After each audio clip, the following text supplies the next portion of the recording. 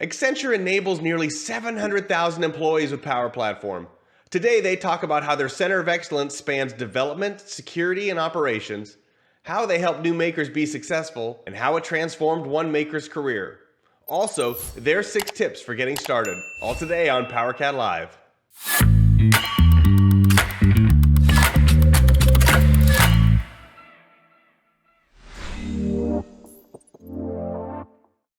Welcome to PowerCat Live. My name is Phil Topnis with the PowerCat team, and today we are here with Melodie, Kate, and Uday, all from Accenture. Hey, you guys. Hi, nice to see you. Phil. So I'm excited you're here. Accenture is one of the top global users of Power Platform. Number of apps, number of people using those apps. So Melodie, talk a little bit about how the organization you're in has enabled all of that. Yeah. So for Accenture Global IT, we're an organization that serves a mere almost 700,000 people across the globe. We want to make sure our people at Accenture, they can serve their clients anytime from anywhere. Our agile IT services, we span all technology domains, platform powered, cloud native, data driven, which fits really well with the Power Platform mission. And one of our goals is to bring Power Platform to our organization. And you mentioned that you cover a lot of technology in Accenture Global IT. How does Power Platform fit into that? Yeah, great question. So we're already running a large global IT shop that focuses largely on core business and data functions within our organization. But what is really exciting for us with Power Platform is it helps us uncover and serve what we're not covering today. So across all industries, I think everyone can acknowledge and know that organizations are really having a hard time keeping up with year-over-year technology demand growth. That's just the nature of the exciting times that we live in. And with Power Platform, it gives us the opportunity to introduce a citizen and low-code, no-code platform in a more decentralized, self-service, and empowered way. You mentioned that Global IT covers a lot of technology. How does Power Platform fit into that overall portfolio? We run a multi-ecosystem platform organization, and a lot of what we offer today from a platform perspective, it focuses on our core business processes across the organization. And what's really exciting about Power Platform is it gives us the opportunity to offer a citizen and low-code, no-code platform that serves kind of the spaces in between. It empowers our people as they become more digitally dexterous to do more self-service and to fulfill some of their own needs over time.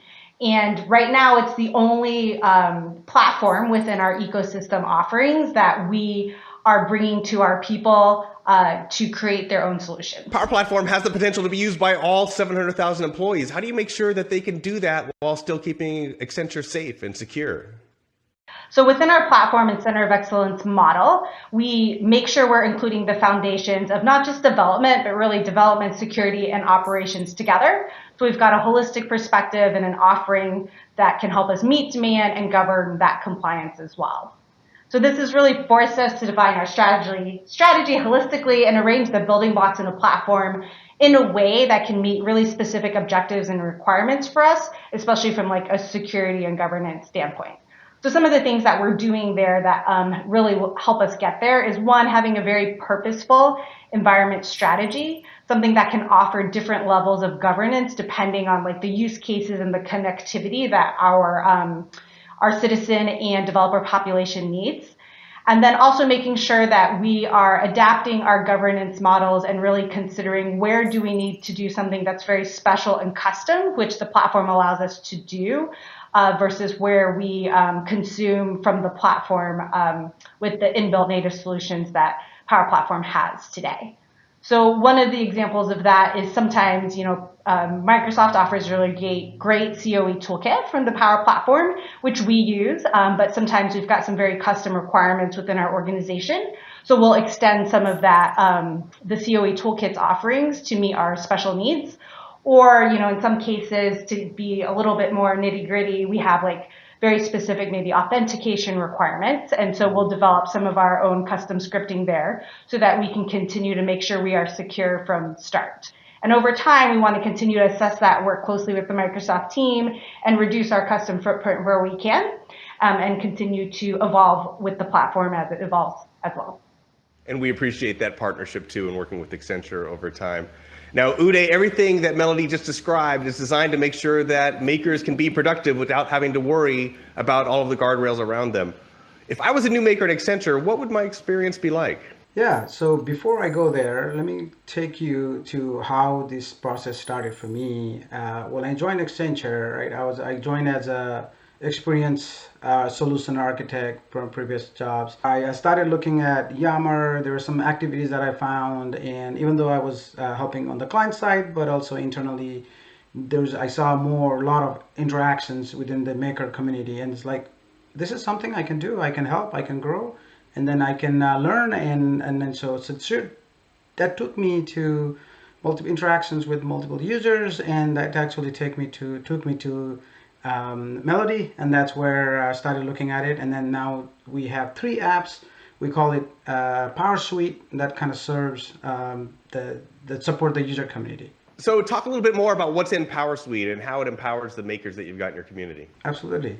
So there are three components of Power Suite. The first one is user support, which basically is kind of like a nurturing, you can call it, and also knowledge sharing. I want to learn something. Where do I go? What is enabled? What is not enabled? It has a pretty good kind of framework of how you can see all of those in detail, right? What connectors are available for me? How DLP policies DLP policies are managed? What environments, how do I request, and then that will take you to the next step, next app in the Power Suite called Intake, where let's say I want to create an app, and then one of the app requires a premium connectors. It's not there, and how do I? So that's the process of you go and enter your information about I need this application build, I need this connectors, and there's a team that kind of looks at it every week, and we go back and validate whether it needs to be, if it's not already approved, we put it on a backlog, right? That kind of helps us kind of demand generation of connectors, what needs to be enabled in the future. And then the third one is the application lifecycle management, where we basically, it's an automated using that Azure DevOps pipelines. Some of the applications may not be just citizen developer oriented. There are just critical applications that needs to be governed, managed, and maintained, right? So which will have dev QA prod or dev and prod, whatever the scenario is, we support that with using an automated process using Azure DevOps. So this is some amazing framework to make it easy for makers. Melodie, talk a little bit about what makers have done with all of this. Yeah, we've seen a lot of really great examples from our citizen and our business developers. Some of my favorite ones to date has been an HR referral app that a Philippines analyst created. Part of his job was to collect and sort a lot of HR referrals. And so he created a Power App that became one of our most top launched apps at Accenture and has saved that Philippines HR team a lot of time that they didn't have before. Another one of the apps I really like is what we like to call like Instagram for Accenture. And it's something that our marketing team uses to collect a lot of pictures from our people across the organization and use like real people to do like different marketing campaigns for the company and show how we're really like representing the people of our organization. There's also a COVID vaccination registration app that some of our local geographies created during a really stressful time. They're able to do some rapid development to help collect that information quickly. And then finally, one of my favorite apps is actually a security and compliance intake and assessment app. It was actually created by a business analyst within our global IT organization. And it got so much good press that it's enduring till this day, and we have invited her to come talk to us more about it. So Kate, are you that mystery maker that Melodie was describing? I am, yes. And so talk a little bit about how you discovered Power Platform when you were going about your daily job. Yeah, so I was in a role serving as the security delivery lead for our portfolio. And each week our team would spend hours in meetings or responding to emails, providing very detailed guidance related to security and compliance, as Melodie kind of led into, to application teams, and then manually tracking progress to report it up to leadership. While very valuable and needed, the existing process wasn't super efficient. On top of that, the services we were providing were gaining interest, which quickly proved to be not scalable either. So it seemed like there was an opportunity there for improvement. So I started to look for an innovative solution. How did you get started building your first Power App? Well, since it was a personal productivity project, I decided to pursue development in Power Platform versus many of the alternative options that were available, primarily because it gave us the flexibility to build and deploy at the pace we wanted. Although it was my first experience with Power Apps and Power Automate, I found it pretty easy to use and was able to advance my skills rather quickly. Fast forward a bit, and ultimately what it led to for our team was the creation of a self-service digital hub that centralized and streamlined the application enablement process and really revolutionized the delivery experience. That's a lot of growth out of just one small app that you build on your own. Now it's a hub. Yeah, it grew quickly. Right off the bat, our team saw like an immediate impact in our day-to-day, which was great. We could actually quantify the increased productivity and decreased time to delivery, not only for us, but for the teams that we were serving. But the story doesn't stop there either. While the initial intention was really for our small internal team, the value we created caught the attention of other leaders experiencing similar challenges in their spaces. And the outcome is that it's now being harvested back to the larger global IT. So it's safe to say the scale and the future of the app outgrew my true citizen development skills. And we actually ended up handing it off to a different part of the organization to pursue taking it to that next level with open consultation back to me. And I transitioned into a role within our global IT Power Platform and Citizen Development Initiative under Melodie. And so that's actually what we talk a lot about with Power Platform, is how these apps will then grow and become part of a Fusion team. And now you're part of that Fusion team and focus full-time on Power Platform, huh? Yeah, exactly. So Melodie, there's a lot for all of us to learn from all the success Accenture has had with Power Platform. What do you recommend for an organization that's just getting started? So one is to have a two-way dialogue with your development community. It's important to know what the common needs and use cases are to enable your makers, your citizen developers to really grow in this space, much like our homegrown success with Kate. Go slow to go fast. You want to really consider the governance that you want to put in place. These types of platforms and projects, they have a lot of grassroots momentum, and you want to be ready for that. So that as it continues to grow, you can focus on how you feed that growth and not just spend all your time cleaning up what you didn't, what you weren't prepared for. I also advise people to be intentional, but also stay flexible and iterative. Technology evolves very quickly. Demand evolves very quickly. We partner with Microsoft closely, so we see how frequently the product is changing. So you want to remain flexible within this space. We talked about earlier, consider where you're building custom internally versus consuming directly from the platform, and going back to staying flexible, make sure that you're building stuff that can be flexible so that, maybe sometimes you need to build it up and then other times you're ready to tear it down.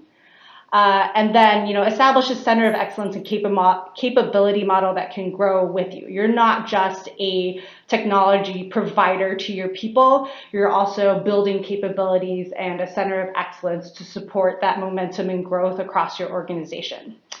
And I'd say last but not least is just to have fun with it. Keep that positive energy, celebrate those successes, and really enjoy empowering your community.